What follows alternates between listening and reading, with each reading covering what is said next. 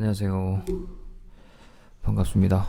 우리 5월 7일까지 이제 강의식 수업은 끝냈고 오늘부터 이제 교과서 그동안에 선생님이 어떻게 수업했는 내용을 교과서로 한번 밑줄 그어보는 시간을 갖도록 하겠습니다.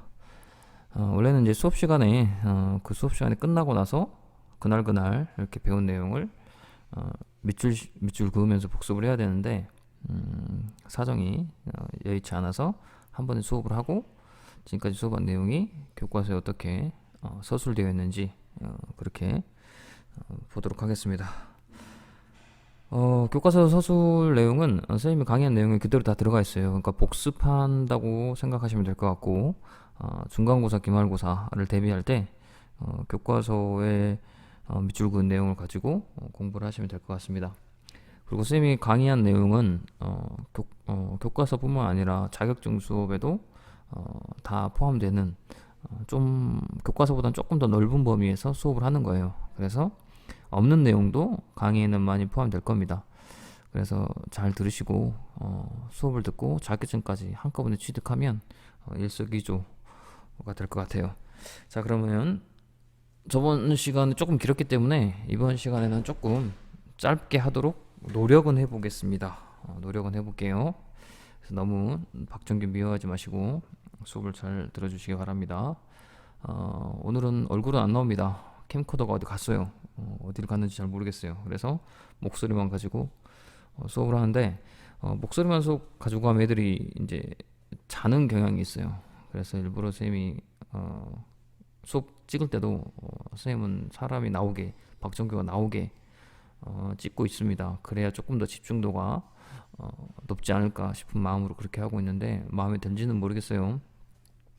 아무튼 여러분이 조금 더 집중 있게 듣기 위해서 그렇게 한 거니까 이해해 주시고 집중해서 들어줬으면 좋겠습니다. 이제 나가보도록 할게요. 납세 의무자와 과세거래 우리가 저번 시간 5월 7일까지 수업을 했었고 그 부분은 교과서로 51페이지가 되겠습니다. 일단 51페이지를 보면 납세 의무자와 과세가 그렇게 되어 있네요.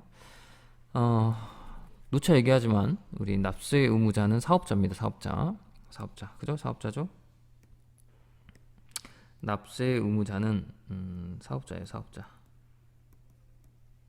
사업자고 과세거래는 그러면 사업자가 물건을 팔 때 물건을 판다는 것을 뭐라고 불러요? 공급이라고 부르죠. 공급할 때 세금 내야 된다. 부가세, VAT라고 불러요. 부가세를 내야 된다. 그래서 부가세 내는 거를 과세는 세금을 징수한다. 세금을 매긴다라고 했죠. 세금을 매긴다라고 했어요. 자, 그래서 사업자가 세금을 매기는 거래는 뭐냐라는 것을 우리가 지금까지 배웠습니다. 기본적으로 여러분들이 이거 하기 전에 우리가 꼭 알아야 되는 부분이 있었잖아요. 앞에 돌아가서 볼게요. 요 부분. 요 부분이었죠? 전단기 세액공제법. 다시 한번 보면 이 전단기 세액공제법 요거 요 부분을 반드시 알아야지만 이해가 되는 거예요. 매출에서 빼기 매입하면 이거는 그 사업자의 부가가치가 되고 여기에 곱하기 10%의 세율을 곱해서 부가세를 납부한다 라고 했었는데 요걸 다시 한번 풀어보면 요것을 세율이라고 하고 요거랑 곱하면 매출 곱하기 세율이 될 거고 빼기 매입 곱하기 세율이 됩니다. 그러면 요거를 뭐라고 부르냐면 매출에서 매출 세액이 됐고 빼기 요거는 매입 세액이 됐습니다. 그쵸? 그래서 요거를 지금 요거 식을 전단기 세액공제법이라고 불러요.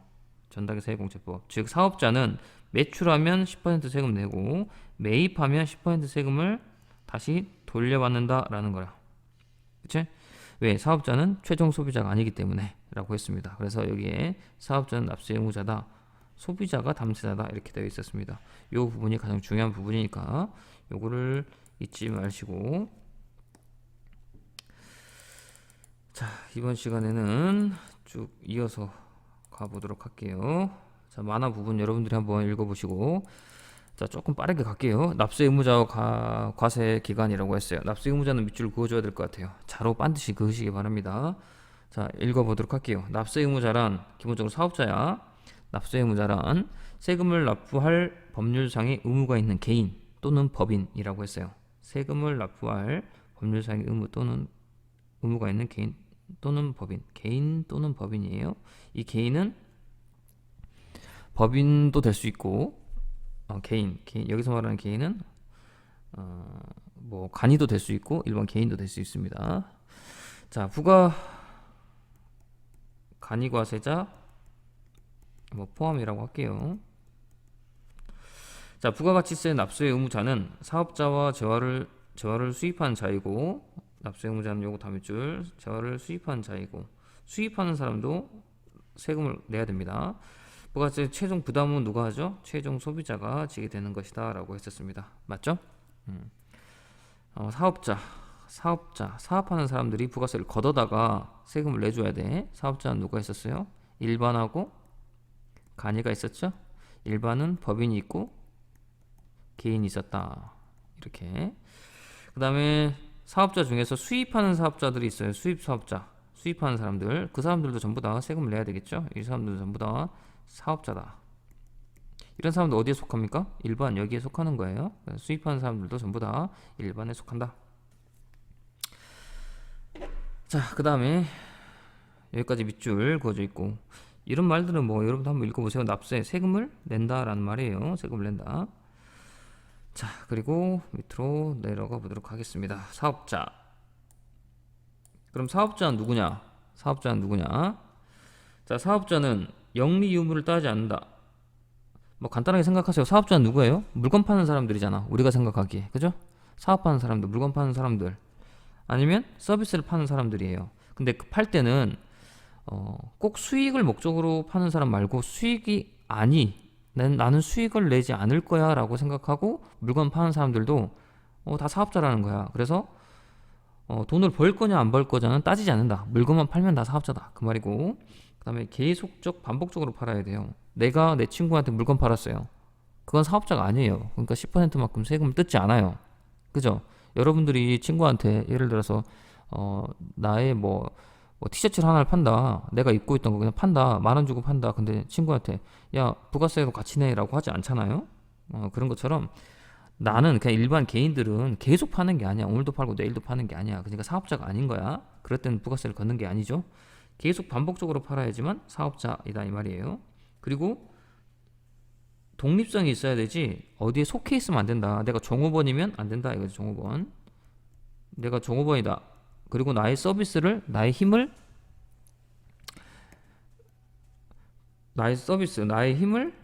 뭐 우리 회사한테 팔았다. 그리고 월급 받았다. 그렇다고 해서 내가 사업자 부가세 걷는다 이런 게 아니에요. 그래서 어디 속하면 안 되고 내가 내 스스로 나의 독립성을 가지고 사업을 해야 된다라는 게 사업자의 정의입니다.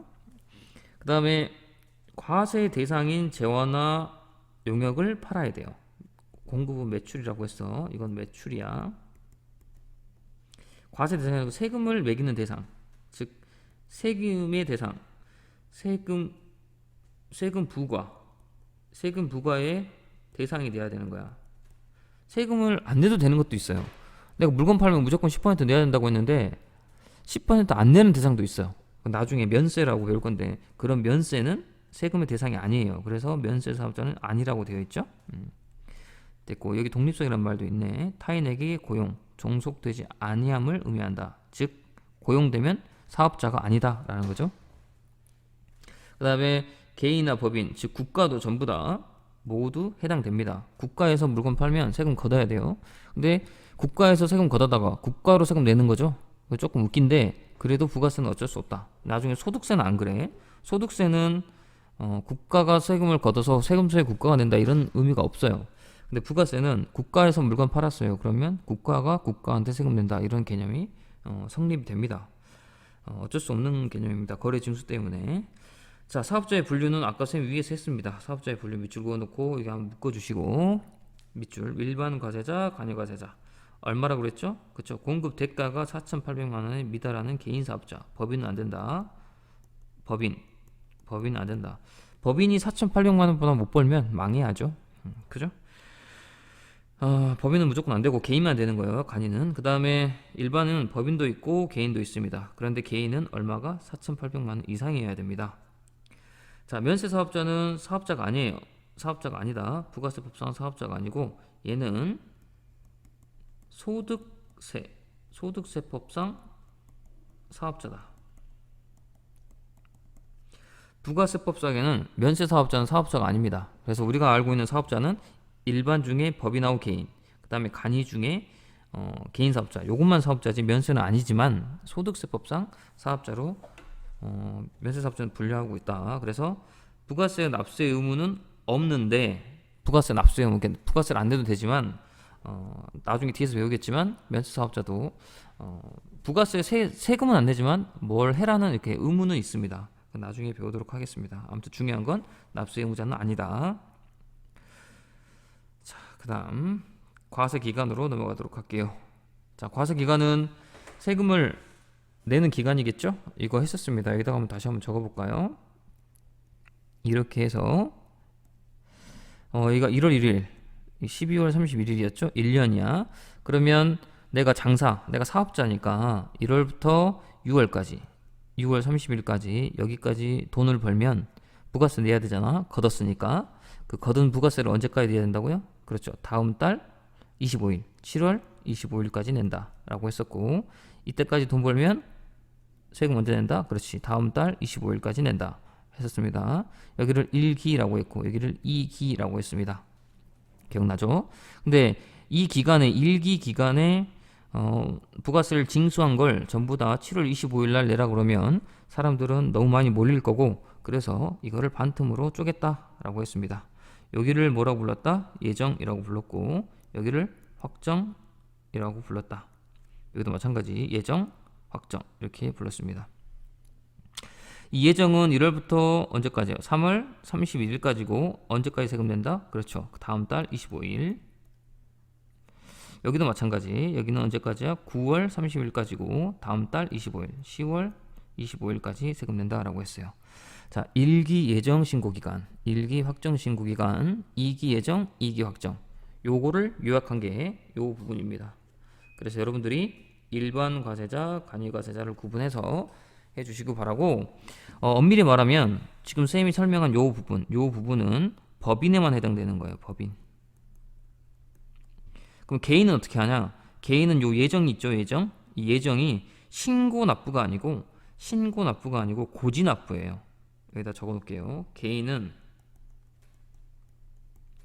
사업자는 예정 때는 어떻게 한다고요? 고지납부. 여기에는 신고납부라고 되어 있지만 고지납부다. 왜? 고지는 뭐냐면 고지서가 나온다 그랬어요. 고지서가 나온다. 언제까지 내라 이렇게, 고지서 얼마 내라 이렇게. 그게 더 편해요. 개인 사업자한테는. 본인이 직접 계산하는 게 신고 납부인 거야. 본인이 직접 계산하는 게 신고, 그리고 납부 해야 되는데 그냥 고지서가 나오면 그 나온 금액을 그냥 내면 되는 거야. 더 편한 거예요. 마찬가지로 여기도 신고 납부기한, 요거 법인인 거야. 근데 개인 사업자는 예정 때는 항상 고지 납부다. 고지서가 나오면 납부하면 된다. 요거 알고 계시면 되고, 간이 사업자는 1년으로 해요. 1년. 여기다 적을까요? 간이는 1월 1일부터 12월 31일까지. 여기가 그냥 1기야. 1기. 그리고 반 잘라서 6월 30일까지. 여기를 예정, 여기를 뭐라고? 확정. 이렇게 하는 게 간이에요. 간이. 그리고 간이도 이때도 세금 내고 이때도 세금 내고 1월 25일까지 7월 25일까지. 그런데 이때는 어떻게? 간이도 예정 고지납부. 여기도 간이 포함된다. 근데 예정 고지납부가 개인 사업자는 2번이지만 1년에, 근데 간이 사업자는 1번이다. 요게 좀 차이가 있네요. 그래서 간이가 더 편한 거죠. 여기까지 해서 일반 과세기간 시험 문제 나와요. 객관식으로. 자, 여기도 밑줄 한번 그어볼게요. 자, 첫 번째, 과세기간은 세법에 의해서 과세표준의 계산의 기초가 되는 기간을 말한다 라고 했어요. 과세표준이란 말 나왔네요. 중요한 말입니다. 이거는 기준이 되는 거. 여기 있네. 세금 부과함에 있어서 기준이 되는 것. 예를 들어서 과세표준이 100만원이다 그러면 세금 얼마 내야 돼? 10 내야 되겠죠? 과세 표준이 200이다. 그러면 세금 얼마 내야 돼? 20 내야 되고 이렇게 되는 거야. 과표의 10% 이렇게 되는 겁니다. 그래서 과세 표준이란 말이 중요한 말이겠죠? 여기에 나오는 뭐 1기, 2기, 구분한다 이런 것 쌤이 앞에서 설명했고 신고 납부한다 라는 말 했었습니다. 자, 여기까지 하고 요거 다 여러분들 다 적어놔야 돼요 책에. 자, 넘어가도록 하겠습니다. 52페이지로 가시죠.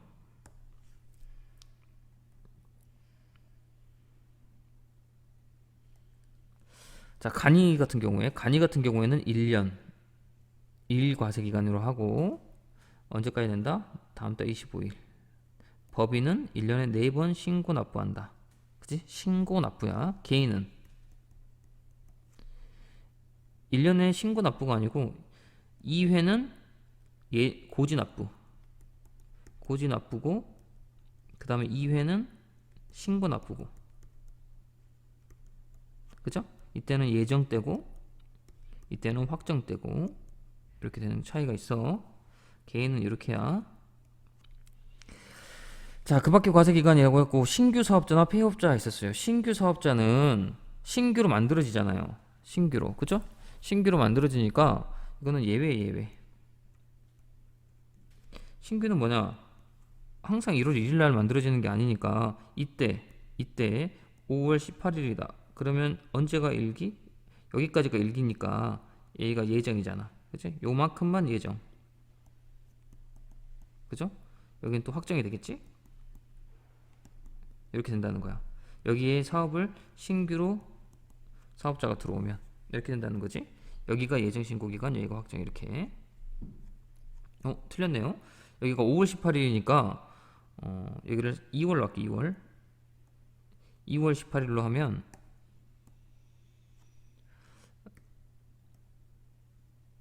2월 18일로 해야지 맞죠? 왜 여기가 3월달이 될 거니까 3월 31일이 될 거니까 이렇게. 자, 그럼 폐업자 볼게요. 폐업자는 언제? 망할 때 기간을 정해놓고 망하는 게 아니잖아. 그래서 1년으로 치면 폐업자는 이때 쭉 장사를 하다가 이때 망했대. 이때 망한 게 5월 18일이래. 그러면 언제가 일기야? 여기서부터 여기까지가 일기지. 그냥 이렇게 되는 거야. 뭐 굳이 따지면 여기가 예정이고 여기가 요만큼이 확정이고 이렇게 되겠죠? 여기까지가 예정이고 여기까지는 확정이고 이런 식으로 된다는 거예요. 그 말을 여기에 이렇게 적어놨습니다.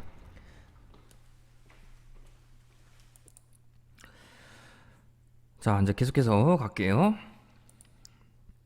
이제 과세거래입니다. 과세거래. 자, 과세거래. 세금을 내야 되는 거래죠. 우리 기본적으로 적어볼까요? 뭐가 있어요? 물건을 팔면 그 물건을 뭐라고 불렀어? 재화라고 불렀잖아. 물건을 팔거나 또는 용역, 서비스를 팔면 세금 내야 된다 라고 했죠. 요 두 가지가 기본이고 그 다음에 뭐까지? 재화를 뭐 하는 거? 재화의 수입까지. 이렇게 세 가지.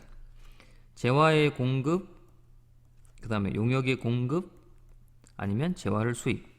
여기서 단 뭐가 없다? 용역의 수입은 없다. 수입은 없습니다. 왜? 이건 포착하기 힘들어요. 포착이 안 돼. 알 수가 없다라는 거죠. 알 수가 없다. 모르겠다. 뭐 찾겠다 깨꼬리. 모르겠다라는 거죠. 그래서 요 세 가지. 즉 물건을 팔거나 서비스를 팔거나 아니면 물건을 해외에서 사오거나 요 세 가지의 거래가 발생을 하면 세금을 내야 된다 이 말이에요. 사업자가 뜯어다가 내는 거야. 읽어볼게요. 재화의 공급, 재화나 용역의 공급, 재화의 공급, 용역의 공급, 재화와 용역의 공급은 사업자에 의해서 이루어진 경우에만 과세 대상이다. 세금을 내야 되는 대상이다 라는 거야. 사업자가 팔아야지만 일반 개인이 팔면 세금을 안 내. 그러나 수입 재화는 사업자 유입과 관계없이 세관장이 부가가치세를 징수하게 된다 라고 되어 있습니다. 그래서 부가세의 과세 대상은 세 가지다. 재화의 공급, 용역의 공급, 재화의 수입으로 분류하고 있다. 여기에 동그라미 칠게요. 1번, 2번, 3번. 객관식이 내기 좋겠네. 그죠?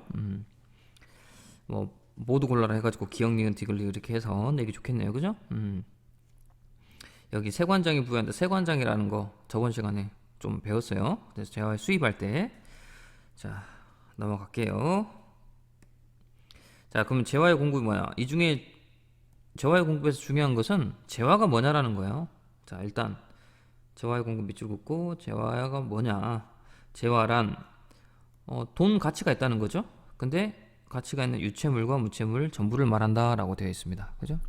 유체물과 무체물 전부를 말한다.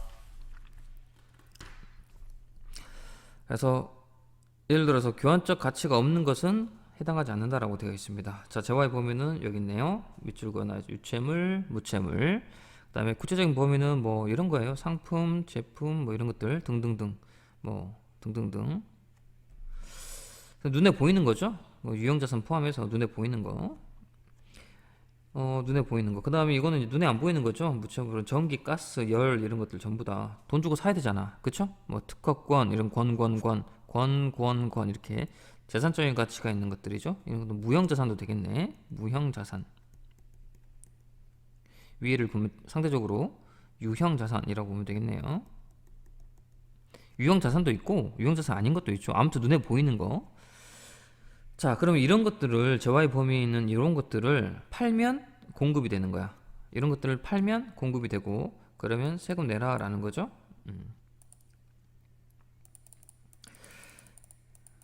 자, 판다는 것을 실질 공급이라고 불러요. 실질 공급. 판다, 실질 공급. 반대가 있어요. 팔지 않았지만 팔았다고 본다 이런 게 있는데 그건 나중에 배울 거예요. 이거는 이렇게 적어두세요. 반대적으로 간주 공급이라는 게 있어. 조금 말이 어렵고 그렇습니다. 선생님이 조금 어쩔 수 없어요. 이게 한자 용어라 조금 어려운데 여러분들한테 최대한 이해하기 쉽게 설명하려고 노력하는데 잘 이해해 주시길 바랍니다. 실질 공급은 그냥 판다는 거, 실질적으로 판다. 간주 공급은 팔지 않았는데 팔았다고 본다라는 게 있어요. 팔지 않았는데 왜 팔은 걸로 봐요, 선생님 짜증나게. 그런 게 있대요. 나중에 설명할게요. 일단 중요한 건 물건을 팔았다. 그러면 세금 내라라는 거예요. 뭐냐? 재화를 실질 공급이란 계약상 법률상의 원인, 즉 둘이 계약해라 아니면 법률로서 주고받아라 원인에 의해서 재화를 인도 양도하는 것이라고 되어 있네요. 인도는 주는 거죠. 양도는 파는 거죠. 뭐 이런 거죠. 이런 말들은 너무 어려워하지 마세요. 계약상 법률상 뭐 계약해야 되고 뭘 팔 때 계약해야 되고 뭐 그런 거예요. 이건 너무 어려워하지 마시고 아무튼 물건 파면 재화의 공급이다 라고 되어 있고 여기 있네요. 실질 공급의 형태. 그래서 뭐 이 계약이잖아요. 계약 이렇게 이 계약에 따라서 팔았냐 아니면 가공 계약했냐 교환 계약했냐 이런 것들로 물건 팔면 전부 다 세금 낸다 이 말이에요. 지금 여기 있는 건 그냥 한번 읽어보고 넘어가면 된다. 가공 계약이라는 말은 요건 좀 알았으면 좋겠어요. 가공 계약은 만들어 달라고 하는 거지. 주문해서 주문이라고 적을까요? 주문 만들어 달라고. 근데 여기 우리 저번 시간에 했던 용역의 공급 그 다음에 뭐 재화의 공급할 때 구별할 때 가공 계약은 용역의 공급도 되고 재화의 공급도 될 수 있다라고 했었어요. 근데 구분이 있어요. 구분이 뭐 있어요? 그치, 주요 원자재 주요 자재를 부담하지 않고 여기네 그냥 주문만 했을 경우에 자기가 주요 자재를 전혀 부담하지 않고 단순히 가공만 해서 주문 받아서 그냥 하면 이거는 뭐 용역의 공급이라고 했고 근데 주요 자재 여기네 자기가 주요 자재를 일부 부담하거나 전부 부담했으면 이것은 재화를 공급하는 것이다 라고 되어 있어요. 그래서 요 부분은 주요 원자재가 부담하지 않았다. 그냥 주문만 했다. 이거는 부담했다. 그럴 때는 재화의 공급이 더 된다. 이거죠. 재화의 공급으로. 이 부분도 좀 체크하시면 좋을 것 같습니다. 나머지 여기 있네요. 간주 공급이라는 말이 있는데 이 간주 공급은 뭐의 반대말이겠어? 그럼 아까 그치? 실질 공급의 반대말이에요. 아까 쌤이 얘기했지. 실질 공급은 진짜로 물건 파는 거고 간주 공급은 안 팔았는데 판 것처럼 보는 거야. 안 팔았는데 판 것처럼 보는 거. 그런 것들은 나중에 배울 거예요. 요거는 뒤로 조금 밀어둡시다. 조금 어려운 부분이에요. 이해가 많이 필요한 부분이기 때문에 조금 쭉 넘어가시고 우리는 용역의 공급으로 바로 갑니다. 쭉 여기로 바로 갑니다.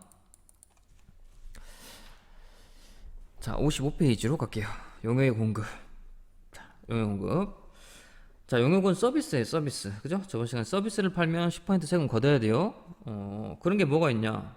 밑에 나와 있습니다. 이렇게 나와 있습니다. 일단 밑줄. 용역의 공급이란 계약상 법률상 똑같네. 계약상 법률상 원인에 따라서 뭐를 제공한다? 역무를 제공한다. 즉 노동력을 제공한다. 나의 노동력, 내가 노동력, 알바를 해주고 뭐 이런 거지. 노동력을 내가 노동력을 제공하고 이거나 아무튼 역무를 제공하면 무조건 용역의 공급이야. 이거나 물건이나 시설물을 또는 권리를 사용하게 하는 것. 여기 있네. 이 사용하게 하는 것은 뭐 빌려주는 것이라고 보면 되겠네. 이라고 해도 상관없겠네요. 아무튼 노동력을 제공하거나 아니면 빌려주면 용역의 공급이다. 여기 있네요. 노역을 하는 것. 역무. 나의 노동력. 자, 용역 공급은 다음과 같다. 그리고 사례를 좀 볼게요. 사례. 자, 역무를 제공하면 뭐라고? 용역의 공급이다. 그 다음에 물건이나 시설물을 사용하게 하는 거, 빌려주는 거. 그러면 용역 공급이다. 그 다음에 권리를 사용하게 하는 거. 이 권리를 이것도 똑같은 거네. 이 두 개 같은 거야. 그러면 이거 봐봐. 건설업이라고 했잖아. 저번 시간에 건설업. 건설업은 건설하는 행위에 초점을 둔다고 그랬죠. 선생님 건물은 재화잖아요. 그건 재화의 공급 아니에요? 그쵸? 근데 여기서 말하는 건설업이라는 것은 건물을 짓고 있는 그 현장에서 말하는 행위, 그거를 말하는 거예요. 여기는 자재 부담 없이 가공만 해주는 제조업이라고 했네요. 만약에 자재 부담이 있으면 뭐가 된다? 자재 부담이 있으면 뭐가 된다 했어 아까? 그치, 재화의 공급이 된다 그랬어. 아까 앞에서 했죠. 그 다음에 대표적인 게 숙박업, 음식점업, 그 다음에 운수업, 보험업 이런 것들 전부 다 용역의 공급의 대표적인 거야. 우리들이 아는 뭐가 있어요? 또 뭐 미용실 이런 게 있죠? 미용실. 그 다음에 뭐 네일아트 샵 뭐 이런 것들 등등등 엄청 많죠. 이렇게 서비스를 파는 거죠. 서비스를 물건 파는 게 아니고 이건 전부 다 용역의 공급이다 라고 했어요. 자, 부동산 임대업이라고 했습니다. 부동산을 빌려주는 거 이것도 전부 다 용역의 공급. 부동산을 팔면은 재화의 공급, 빌려주면 용역의 공급. 어차피 10% 세금 내는 건 똑같아요. 근데 나중에 뒷부분에서 배울 뭐가 달라지는 부분이 있기 때문에 이 부분은 이렇게 구분해 줘야 된다. 그 다음에 기계장치를 빌려주는 거 당연히 용역의 공급이겠죠. 그 다음에 테니스장, 주차장, 시설을 사용하게 하는 거 빌려주는 거잖아. 사용하게 해주는 것도 전부 다 용역의 공급. 만약에 주차장, 테니스장을 팔아버렸어. 그러면 재화의 공급이 되겠죠. 팔아버렸으면. 자, 그 다음에 부동산 임대업 중에 이런 것들은 제외한대요. 이런 것들은 여기 이제 조금 더 알아야 될 내용인데 봐보세요. 전답이랑 논과 밭, 이거 논밭, 과수원, 목장, 이죠 목장, 뭐 말 목장 이런 거, 양떼 목장. 그 다음에 이런 뭐 그 산립, 그 산 속에 있는 그 나무 키우는데 염전 이런 데를 빌려주는 것은 부가세를 받지 말아요. 왜 그러냐면 봐보세요. 하나만 예를 들게요. 예를 들어 논이 있어. 이렇게 논이 있대요. 논이 있어. 논인데 이 논 주인이 도시 사람이에요. 도시 사람인데 시골에 있는 농부한테 이 논을 빌려주는 거야. 근데 봐봐. 그러면 농부가 있어요. 빌려주는데 뭐 100만 원 주래 한 달에. 그러면 이 사람은 100만 원을 벌고 싶어서 농부한테 얼마를 뜯어야 돼? 그치? 100 플러스 10을 뜯어야 돼. 그죠? 그런 다음에 세금을 10을 내줘야 돼. 그렇잖아. 그런데 이거를 이렇게 하면 이 10%를 누가 내는 거야? 이 논 주인이 내는 거야? 농부가 내는 거야? 농부가 내는 거잖아. 그치? 주인은 손해보는 게 아무것도 없지. 농부가 부가세를 내니까 더 힘들어지는 거죠. 그래서 이런 농부가 하는 전답, 과수원, 목장용 이런 데는 농부나 좀 힘든 사람들이 하기 때문에 세금을 걷지 않기 위해서 이런 것들은 제외해라 라고 한 거예요. 그래서 이거는 용역의 공급이 아니다. 아니니까 세금 내라 안 내라? 세금 안 낸다. 세금 안 낸다. 세금 안 내니까 농부는 그냥 100만 내고 돈을 빌려다 농사를 질 수 있는 거야. 이해됐어요? 자, 그렇게 요거까지 적어놓으면 더 이해가 편할 거예요. 그러니까 부가세는 기본적으로 사업자가 내는 게 아니잖아. 그치? 거래에서 징수하잖아. 그래서 농부가 힘든 거야. 장사하는 사업자는 힘들지 않아요. 상대방 제일 뒤에 있는 요구. 이 사람이 최종 소비자잖아. 최종 소비자. 뭘 소비해? 너네 용액을 소비하잖아. 그러니까 최종 소비자가 내는 거지. 그러니까 사업자는 분리할 게 아무것도 없는 거예요. 뜯어다가 내면 되니까. 그러니까 제일 뒤에 있는 사람을 혜택 주기 위해서 이거는 공급이 아니다. 공급이 아니니까 세금 걷지 말아라 라고 한 거라고. 알겠어요? 자, 이렇게 하시고 그 다음에 여기 있는 것도 마찬가지예요. 산업재산권, 권 이걸 빌려주면 권리대여 전부 다 용의 공급이다 라는 거 밑줄 그어주면 될 것 같아요. 자, 그 다음 넘어가도록 할게요. 자, 요 부분에서 이제 중요한 부분 또 하나 나왔습니다. 자, 뭐냐면 자, 용의 공급으로 보지 않는 경우라고 했어요. 자, 고용관계에 의해서 근로를 제공하는 것은 이건 용의 공급 아니라 그랬잖아. 그쵸? 대표적인 용의 공급. 어디에? 이건 왜? 이건 사업자가 아니야. 고용관계에 의해서. 그러니까 고용 내가 어디에 속해 있으면 사업자가 아니고 독립성이 없다 그랬잖아요. 그지? 사업자가 있으면 독립성. 독립성이 되어야 사업자다. 그치? 그럴 때만 세금을 내는 거지. 자, 그 다음에 요거 중요하죠. 요거는 시험에 무조건 나와요. 자, 대가를 받지 않고 타인에게 용역을 공급하는 것. 이걸 뭐라고 불렀지? 그치? 무상 공급. 뭐의 무상 공급? 용역의 무상 공급. 용역의 무상 공급. 요 용역의 무상 공급은 왜 세금을 걷지 말래? 이것은 세금을 걷지 말라는 이유가 있었잖아. 그쵸? 과세를 포기한 거지. 왜냐면 세금 매기기가 더 힘든 거야. 세금 매기기가. 왜냐면 내가 미용하는 미용사인데 엄마를 집에서 그냥 머리 해줬어. 그치? 서비스를 제공한 거잖아. 그럼 엄마한테 10% 세금 뜯어다가 세금을 내야 되는데 이거가 현실적으로 안 된다는 거지.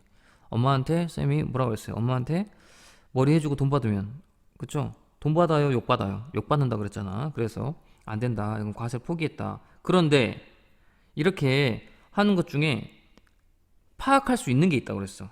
파악할 수 있는 게 뭐라고 그랬어? 그치? 건물 있을 때 이거를 빌려주는 거. 빌려주는 거.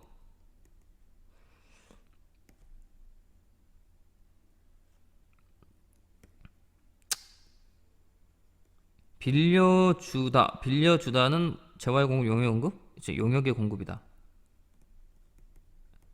근데 이거를 빌려주는 것은 알 수가 있어. 빌려주는 것은. 건물을 빌려주는 것은 파악 가능. 그렇기 때문에 파악이 가능하기 때문에 얘는 용역의 공급이지만 세금 걷어야 된다는 거지. 그래서 선생님이 저번 시간에 했던 게 아빠한테 빌려주면 세금은 내야 된다. 세금은 내야 된다. 돈은 못 받더라도 세금은 내라 이 말인 거지. 왜 이거는 부동산이기 때문에 정부에서 다 파악이 가능해요. 근데 그냥 일반 서비스는 파악할 수가 없죠. 뭐 집에서 불 꺼놓고 뭐 네일아트 해주면 어떻게 알아요? 알 수가 없잖아.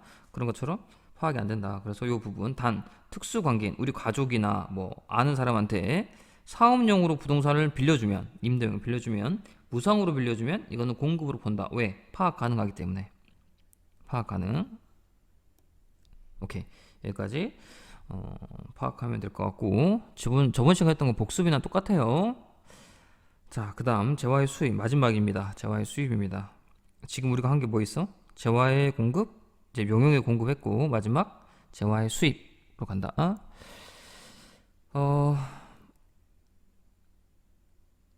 여기 하나 여기 뭐가 있었냐면 요거 우리가 저번 시간에 칠판에서 배운 것 중에 노하우 있었어. 노하우 이렇게 써요. 노하우. 나의 노하우를 전수해준다 이런 거 있잖아요. 우리가 여기 노하우를 제공하는 것도 전부 다 뭐다? 용역 공급이다. 돈 받아야 된다 이 말이에요. 용역 공급. 우리가 일반적으로 쓰는 것은 노하우는 그런 것들은 아니지만 우리 그 기업에서 노하우 제공 이런 것들은 전부 다 돈 받고 파는 거야. 자, 이런 것들도 마찬가지. 재화의 수입만 하고 마치도록 하겠습니다. 재화의 수입. 자, 물건은 왜 해외에 사온다. 자, 요 부분이 중요한 부분인데 요 부분 먼저 정의부터 읽고. 자, 재화의 수입이란 외국으로부터 물품을 우리나라에 들어오는 것. 자, 재화의 수입은 수입자가 사업자인지 개인인지 구분하지 않고 모두 세금 때린다. 당연한 거예요. 사오기만 하면 무조건 세금 때리는 거야. 자, 요거 그림으로 그리면 우리가 어떻게 됐지? 간단하게 그림 그려볼까, 여기다가. 자, 여기가 국외 지역이었고, 여기가 국내 지역이었어요. 그러면 쌤이 저번 시간에 두 가지로 나눠서 했지만, 이번엔 최종적으로 해볼게. 국외, 미국에서 한국으로 올 때는 일단 어디로 들어와? 일단 어디? 무슨 구역? 그치. 보세구역이라는 데 들어와. 보세구역. 그 여기 부둣가 옆에 있는 뭐 창고라고 보시면 돼. 창고. 뭐 창고라고 볼게요. 창고. 보세구역 와. 그런 다음에 여기까지 오는 것은 수입이다 아니다? 수입이 아니에요. 여기 있네. 국외 보세구역으로 오면 얘는 재화의 수입이 아니다. 그럼 세금 낸다 안 낸다? 안 낸다. 과세 아니다 이 말이야. 근데 여기서부터 이제 빠져나갈 때 여기서 갖고 가면 이제 수입인 거야. 근데 갖고 갈 때 그냥 갖고 가는 게 아니고 누가? 그치, 세관장한테 허락 맡아야 돼. 세관장한테 일단 세관장에서 이렇게 가져가는 거야, 사업자가. 저 세관장 저 여기 보세구역에 제 거 와 있거든요. 가져갈게요. 얼마짜린데? 세관장이 물어보면 100만 원짜리요. 그러면 세금 내고 가져가야지. 알겠어요 라고 세금 이렇게 딱 내고, 그럼 세관장은 이렇게 세금을 걷어다가 어디다가 내줘? 세무서에 내준다.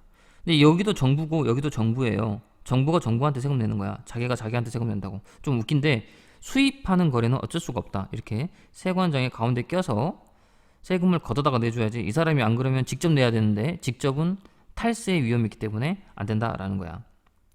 만약에 이 사람이 사업자가 아니고 개인이라고 쳐봐. 개인이라고 치면 사람이 직거래 한다고 그래. 직거래. 그럼 직거래 하는데 세관장이 없으면 네가 직접 세금 내러 가 세무서에. 그러면 세금 안 낼 거라고. 세금 탈세할 여지가 크단 말이야. 즉 여기에는 제일 끝에 있는 사업자는 앞에서 말했듯이 여기 있잖아요. 사업자인지 비사업자인지 구분하지 않은 다음에 개인일 수도 있다는 거야.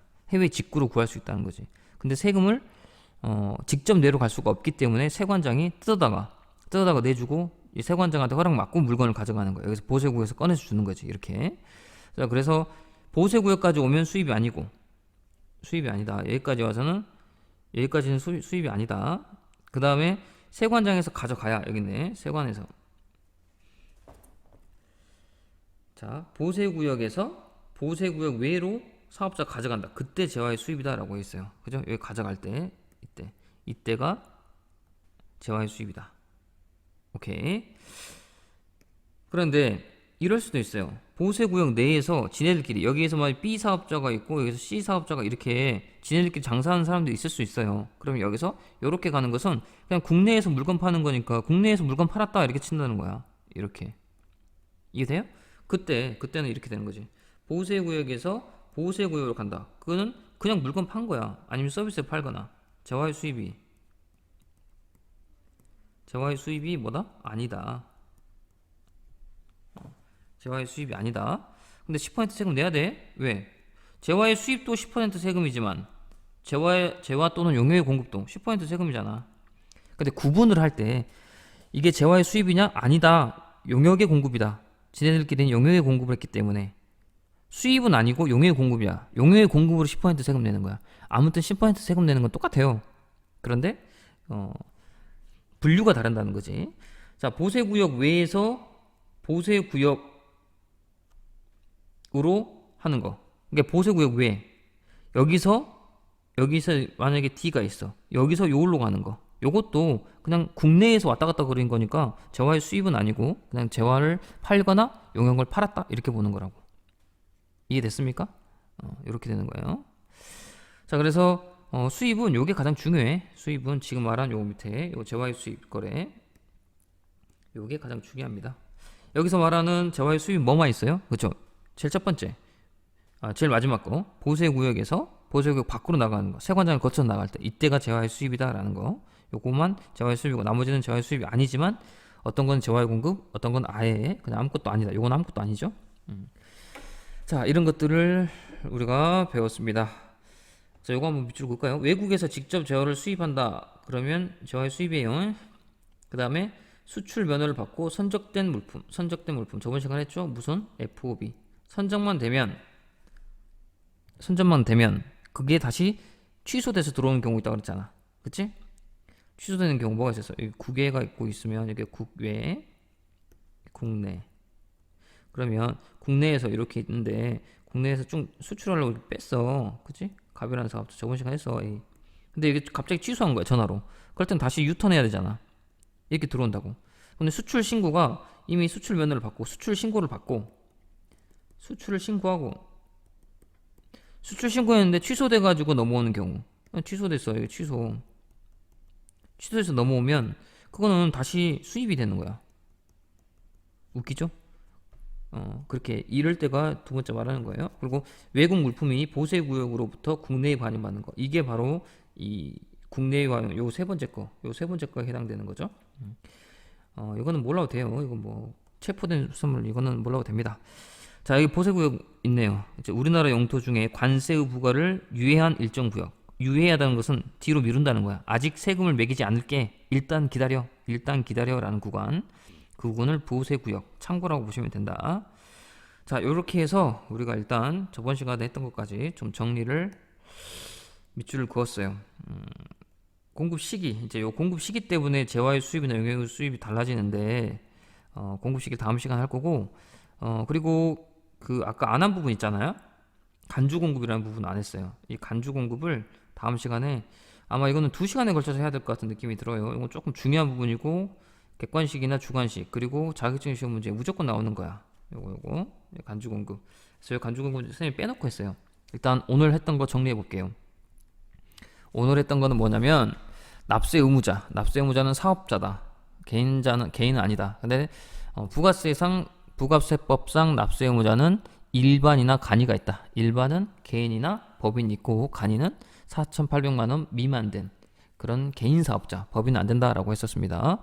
자, 그런 사람들은 돈 벌면 세금 내야 된다. 그게 과세 기간이라고 했고 예정 확정이 있었고 간이는 한 번만 예정 그리고 한 번만 확정이 있었습니다. 그 다음에 개인 사업자는 예정 신고 납부가 아니고 고지 납부라고 했었습니다. 그죠? 그 부분에서 공부했었고 그 다음에 신규 사업자, 폐업자는 과세 기간이 달라진다라는 거 했었고 그 다음에 과세 거래는 세 가지가 있다. 세금을 내야 되는 거래는 물건을 팔았거나 서비스를 팔았거나 아니면 물건을 해외에서 사왔거나 이렇게 세 가지야. 다시 물건을 팔았거나 그 다음에 서비스를 팔았거나 아니면 물건을 해외에서 사왔거나 그것을 조금 더 회계적인 말로 얘기하면 재화의 공급, 용액의 공급, 재화의 수입 이렇게 세 가지가 되는 거야. 다시 물건을 사왔거나 물건을 팔았거나 그 다음에 서비스를 팔았거나 그 다음에 물건을 사왔거나 해외에서 그런데 이거를 회계적인 용어로 재화의 공급, 용액의 공급, 재화의 수입 이렇게 세 가지 된다 이거예요. 오케이 그렇게 했고 재화의 공급은 실제로 파는 실질 공급이 있었고 그 다음에 다음 시간에 해야 될 팔지 않았는데 팔았다고 보는 간주 공급이 있습니다. 다시 팔지 않았는데 팔았다고 보는 간주 공급. 팔았으니까 세금 내야 되네.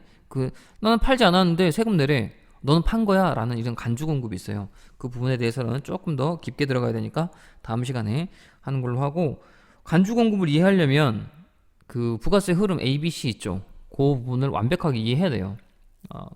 전단계 세액공제법, 다단계 거래 이런 거 전부 다 이해해야 되니까 다시 한번 강조하지만 부가세 흐름 부분을 다시 한번 복습하시고 다음 시간을 수업을 들어야 된다는 거 꼭 말씀드리고 이번 시간 마치도록 하겠습니다. 자, 이번 시간은 40분이 좀 넘었네요. 복습한 내용이니까 뭐 그렇게 크게 어렵게 느껴지지 않았을 거라고 생각이 됩니다.